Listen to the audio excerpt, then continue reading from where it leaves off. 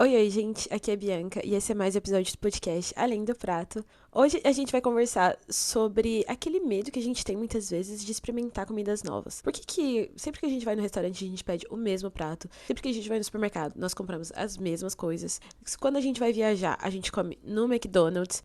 Qual que é o sentido de tudo isso? Será que é um medo de gastar dinheiro com uma comida que talvez a gente não goste? Ou será que tem algo de mais profundo aí, que é um verdadeiro receio de experimentar alimentos novos? Bom, vamos descobrir isso juntos. Eu tô muito feliz de estar aqui com vocês de novo. Ficamos algumas semanas aí sem ter podcast, mas é porque realmente, quando eu vou gravar podcast, eu tento ao máximo pensar em assuntos que me inspirem e também que eu acho que sejam relevantes pra vocês, né, pra ser uma conversa bem legal. Realmente, nas últimas semanas tava algo meio difícil de achar algo que me interessasse. E até que eu tava conversando, né, com o pessoal aqui de Avignon, alguns franceses. E agora a gente tá tendo época de Natal. Então tá tendo feira de Natal aqui. E eles estavam justamente me contando sobre alguns alimentos, às vezes, que eles comem, que é um pouco diferente, que são mais específicos da época de Natal e tudo mais. E eles citaram um alimento que eles comem bastante. Não que eles comem bastante, mas que é um prato típico aqui da França. E não só na época de Natal, mas enfim. E que chama boudin, que é tipo como se fosse uma linguiça ali, à base de porco, com sangue.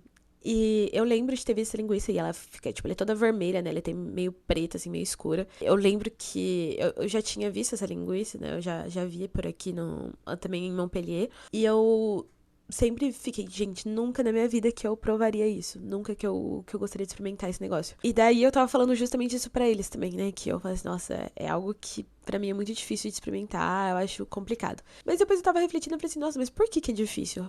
Porque eu nunca provei uma linguiça de sangue, sabe? Tipo, no Brasil a gente até tem pratos que são feitos com sangue também. Mas linguiça de sangue eu não lembro de ter provado. E assim, tudo bem que tem essa ideia aí do sangue, né? Que é meio estranho pra gente. Mas sei lá, às vezes aqui, da forma que eles fazem, pode ser que seja algo gostoso. Pode ser que seja algo interessante. E assim, ainda não provei. Ainda não vivi essa aventura de comer essa linguiça aí diferentona. Mas isso me fez pensar no quantas vezes a gente acaba optando pelo mais seguro, sempre pela opção mais segura, de não experimentar comidas novas, de não fazer nada diferente. E lendo uns artigos, alguns dias desses, eu encontrei uma palavra, né, um vocabulário aí que chama neofobia alimentar, que eu vou ler aqui pra vocês a descrição que eles fazem no artigo científico dessa palavra, e daí eles definem como uma relutância comportamental em comer novos alimentos. Ela está geralmente associada a um menor consumo de alimentos saudáveis, como frutas e verduras e vegetais, tanto em crianças quanto em adultos. E daí essa neofobia alimentar é algo que ela vai aparecer ali por volta dos 18 meses de idade, então acontece geralmente mais em crianças, mas ela tem um curso característico de desenvolvimento muito específico para cada pessoa. Então, essa neofobia alimentar, ela pode diminuir, sim, durante a adolescência, durante a vida adulta, mas também pode ser algo que vai ficar aí durante a adolescência, durante os próximos anos da vida da pessoa.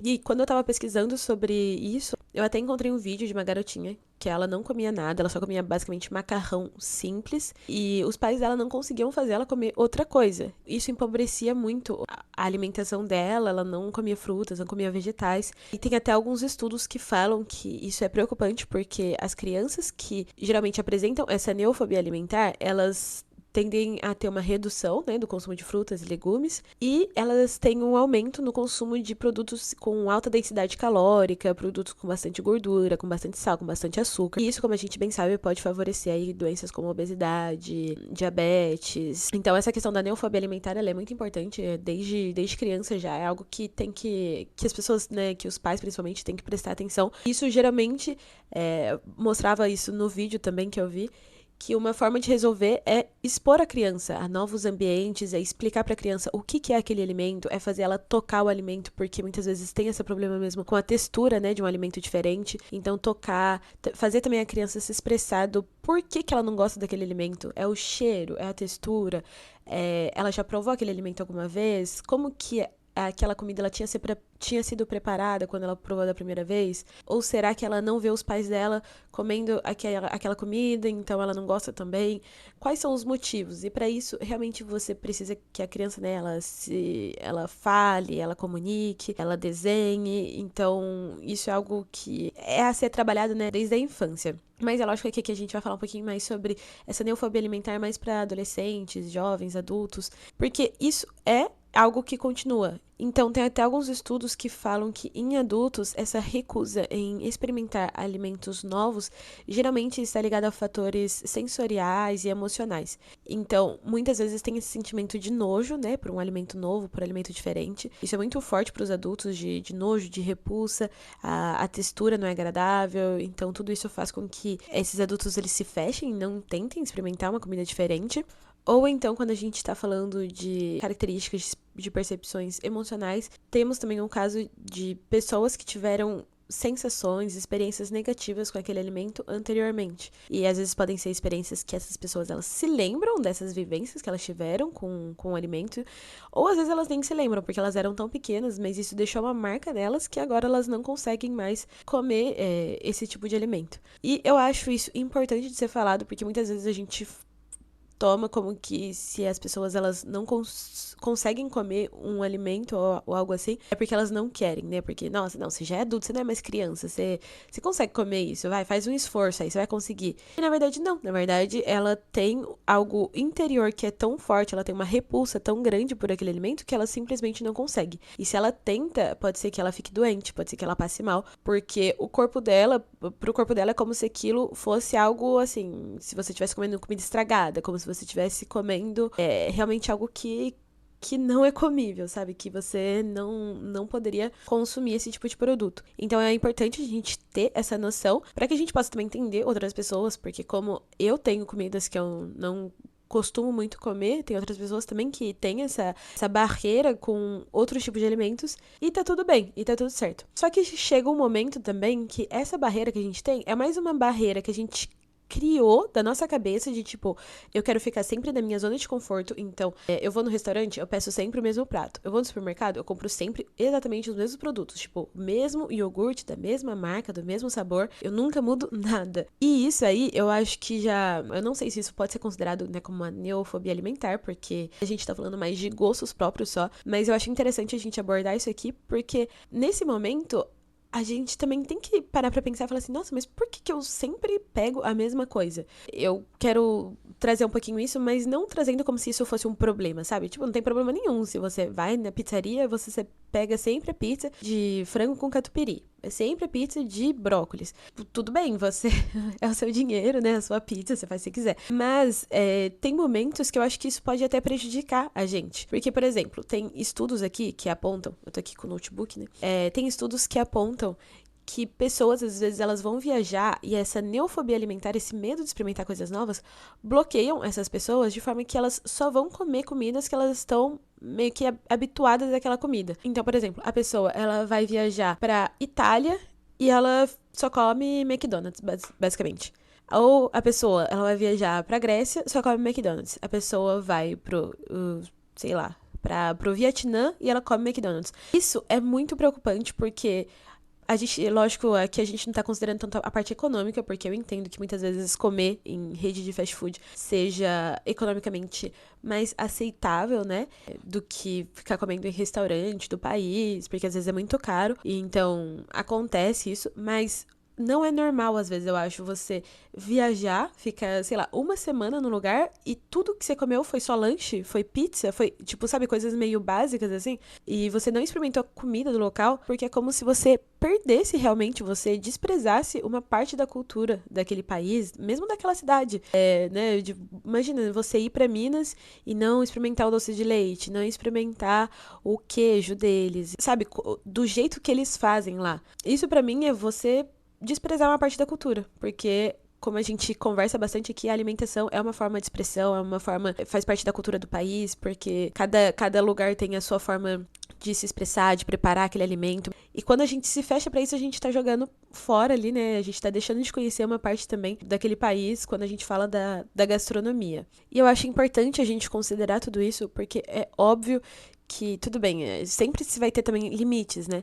Tem lugares que realmente eles usam ingredientes que você fala, não, isso daí pra mim não dá por questões, às vezes, né, de filosofia, de valores, ou até mesmo porque você já comeu aquele ingrediente antes e você sabe que você não gosta, ou alergia, ou qualquer coisa assim. Então, ok.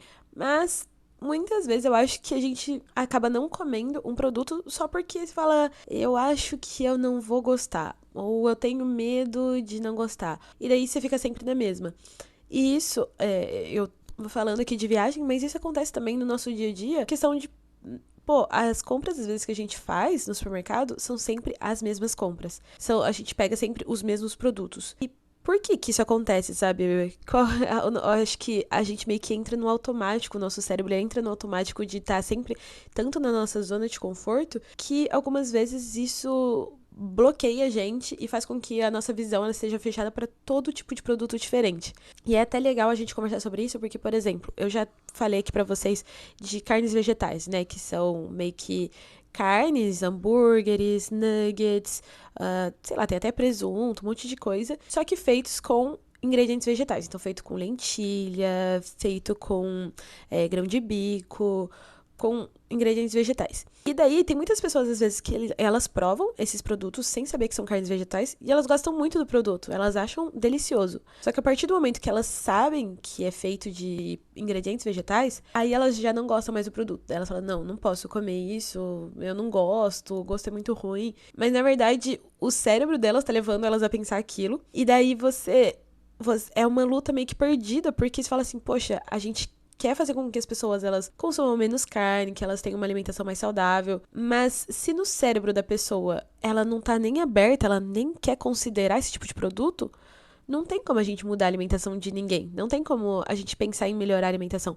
porque já é meio que uma batalha perdida. Muitas vezes você fala, nossa, tem tantas coisas no supermercado, tem milhares e milhares de produtos, mas a gente tá sempre comendo as mesmas coisas. O nosso paladar tá sempre o mesmo. Eu acho legal a gente pensar nisso de que, tipo, ninguém é obrigado a mudar a alimentação, todo mundo pode comer o que quiser, lógico.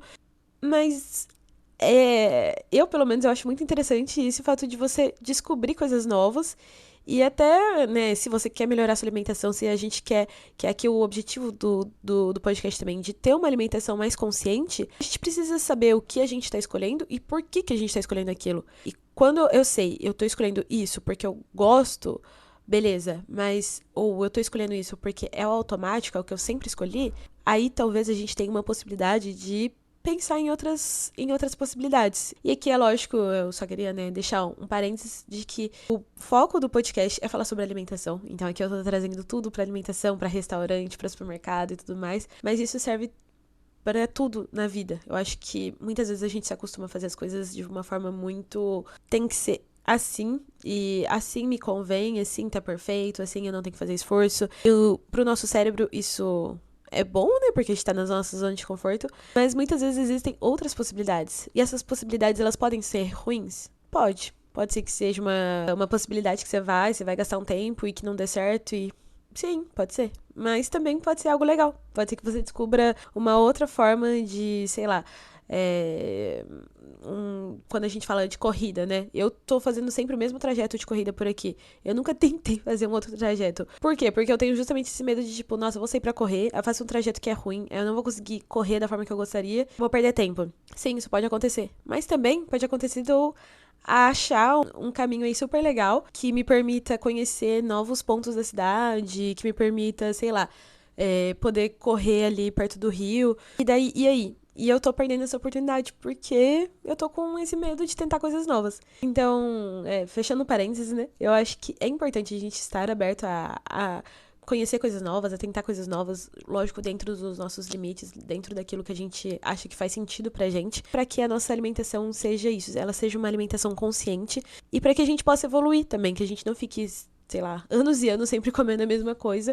Bom, eu espero que vocês tenham gostado da nossa conversa de hoje, que vocês tenham achado interessante. Não esqueçam de, né, deixar comentário, avaliar o podcast, mandar para outras pessoas, tudo isso é sempre muito importante, tanto para mim, quanto pra plataforma aqui, quanto também para outras pessoas aí que podem conhecer um pouquinho mais sobre esse assunto e podem participar aqui da nossa conversa. É isso, gente, eu vejo vocês no próximo episódio. Beijos!